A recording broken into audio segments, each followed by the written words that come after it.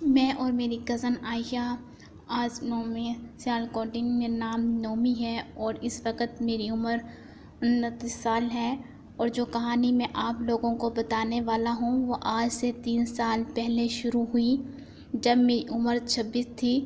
تو بات اس وقت کی ہے جب میں دبئی سے چھٹی آیا تھا، اور ان دنوں میں بہت پریشان تھا کیوں کوئی 1 مہینہ پہلے اس لڑکی کی کہیں اور شادی ہو گئی تھی جس سے میں بے انتہا پیار کرتا تھا۔ غلطی میرے گھر والوں کی، انہوں نے وہاں رشتہ کرنے سے انکار کر دیا تھا، اس لیے میں گھر والوں سے بھی کٹا کٹا رہتا تھا اور اداس رہتا تھا، اور اپنا زیادہ تر وقت گھر کے باہر ہی گزارتا تھا، تھوڑا دوستوں کے ساتھ، زیادہ تر وقت سیالکوٹ کے فاطمہ جناح پارک میں تنہا بیٹھ کے۔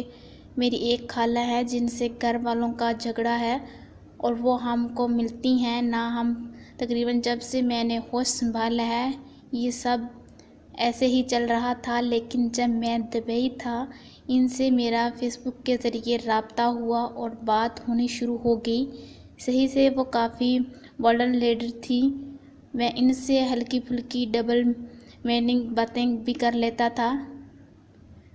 تو ایک دن میں ایسے ہی صبح اٹھا تو واٹس ایپ پہ ان کے میسج آئے ہوئے تھے کہ تم ملنے آؤ، وہ گوجرانوالہ رہتی ہیں۔ تو میں اس دن اٹھا، تیار ہو کے گوجرانوالہ ان سے ملنے نکل گیا، بائیک پہ ہی۔ مجھے ان کے گھر کا بالکل بھی پتہ نہیں تھا۔ میں سیالکوٹ بائی پاس پہ جا کے ان کو کال کی تو انہوں نے مجھے راستہ سمجھایا، تو میں ان کے گھر جا پہنچا۔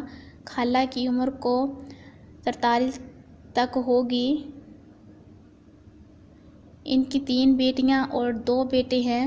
ان کے شوہر کام کے لیے لاہور رہتے تھے اور ہفتے بعد واپس آتے تھے۔ ایک بیٹی کی شادی ہو چکی تھی اور ایک میٹرک میں تھی، باقی بچے 2-2 سال کے فرق سے چھوٹے تھے۔ خالہ کو میں پہلے فیملی فنکشن میں دیکھا ہوا تھا، لیکن آج میں ان کو صحیح سے دیکھا۔ میری خالہ کیا کمال کا مال تھی، صحیح اونچی لمبی اور بڑے بڑے دودھ اور باہر کو نکلی ہوئی۔ آپ ان کے فگر اور خوبصورتی کا اندازہ ایسے لگا سکتے ہیں جیسے پاکستانی ایکٹر صبا فیصل۔ خیر، انہوں نے مجھے دیکھتے ہی گلے لگا لیا اور زور کی جھپی ڈالی تو ان کے اکڑے ہوئے دودھ میری چھاتی پہ محسوس ہوئے۔ وہ دودھ فل گرم تھے۔ انہوں نے یہ اپنے بچوں کے سامنے ہی کیا تھا۔ میں بھی کوئی اتنا نروس نہیں ہوا کیونکہ ان کے بارے سوچ کے میں پہلے بھی بہت بار گرم ہو کے چکا تھا، اور نہ ہی یہ میری زندگی کا پہلا تجربہ تھا، میں اس سے پہلے 2-3 بار کر چکا تھا۔ لیگ کے بعد سب بیٹھے، باتیں ہوئیں، کھانا کھایا اور باتوں میں انہوں نے بتایا میری ایک اور خالہ کی بیٹی کے بارے میں کہ اس کی شادی ہوئی 2 بار پہلے، اس کا ہسبینڈ فوت ہو گیا اور اس سے ایک بچہ ہے، اور پھر دوبارہ شادی کی۔ اس کے گھر والوں نے ایک بوڑھے ساتھ، تو اس کے ساتھ اس کی نبھ نہ سکی، اس میں سے بھی ایک بچہ ہے اور وہاں سے بھی طلاق ہو گئی۔ اب وہ سیالکوٹ میں رنگ پور میں ایک کرائے کے مکان میں رہتی ہے۔ خالہ نے مجھے بتایا کہ انہوں نے کچھ دن تک سیالکوٹ اس کے گھر جانا ہے، وہاں جا کر وہ مجھے کال کرے گی تو میں وہاں ملنے آؤں۔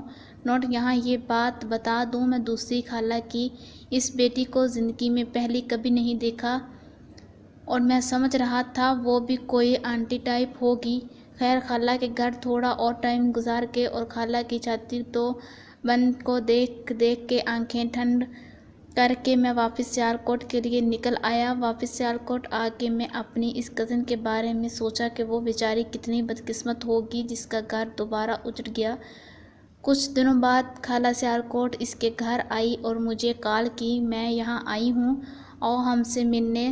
سردیوں کے دن تھے، میں اٹھا، نہا دھو کے دن 12 بجے ان کے محلے جا پہنچا۔ فون کر کے گھر کی لوکیشن پتہ کی جو سمجھ نہیں تھی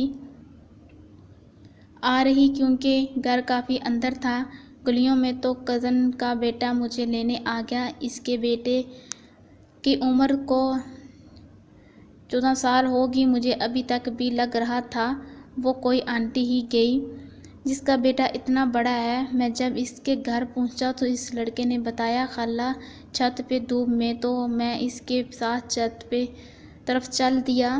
اس کے گھر کا نقشہ سمجھا دوں۔ اس کا گھر کرائے کا تھا اور نیچے کوئی اور کرایہ دار رہتے تھے۔ باہر سے لوہے والی سیڑھی تھی جو اوپر جاتی تھی اور یہ لوگ اوپر رہتے تھے۔ مین دروازہ ایک لوہے کی گرل تھی۔ اس کے آگے ایک کمرہ تھا جہاں بیڈ بھی رکھا تھا اور اسی کا ساتھ واش روم تھا۔ یہ کمرہ بیڈ روم اور ڈرائنگ روم دونوں ہی تھا۔